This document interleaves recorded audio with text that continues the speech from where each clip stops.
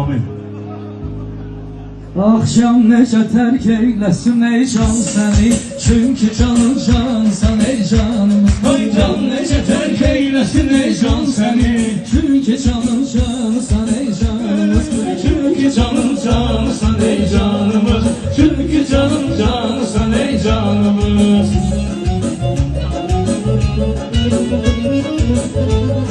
Musilçilər ürəyimizə toxundu, bu toyda gözəl mahnılar oxundu.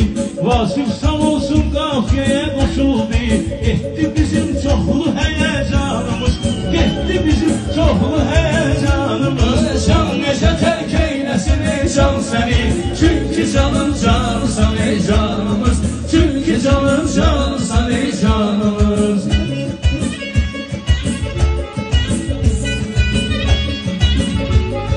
Görmüşük hərdən həyatın şərtini, tanımışıq insanların ən mərdini. Gərəkdir vaxtında bilək qədrini, azazdı Elton kimi oxuyanımız, azazdı Elton kimi oxuyanımız. Can necə tərk eyləsin ey can səni, çünki canın cansan ey canımız. Sağ olsun bu toyda dostlar da vardı, həmişə musiqimizdi harda vardı. Vasif sağ olsun özü cana vardı, Vasif sağ olsun özü cana vardı. Əhsən olsun əladı ustadımız, can səni eyləsin ey can səni, çünki canın cansan ey canımız. Əhsən olsun əladı ustadımız. Hakan'ın götür boydu, baktım onun nedir uca boydu. Dediler 20'südür toydu, dediler bacoğluğun ala toydu.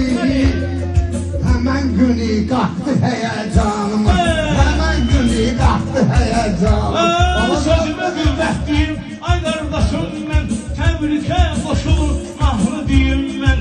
Sənin ən şərikli bir də deyim mən, bu toya görə dəyişdi əhvalımız, bu toya görə dəyişdi əhvalımız. Ay can necə tərk eyləsin ey can səni, Çünki canın cansan ey canımız, çünki canın cansan ey canımız.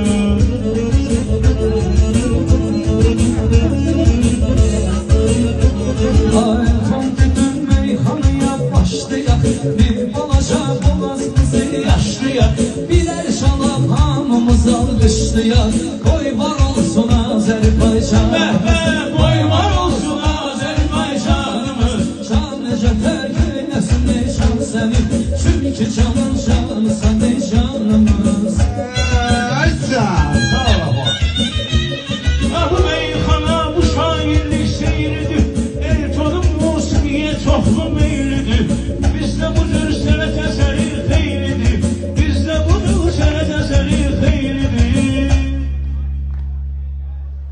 Yaxşı dövran eyləyir dövranımız, yaxşı dövran eyləyir Sənə dövranımız. bilmə çoxsunun atsağı da var, sənə bilmə çoxsunun atsağı da var.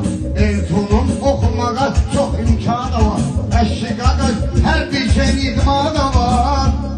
Bu da bizim meştağa idmanımız, bu da bizim meştağa idmanımız.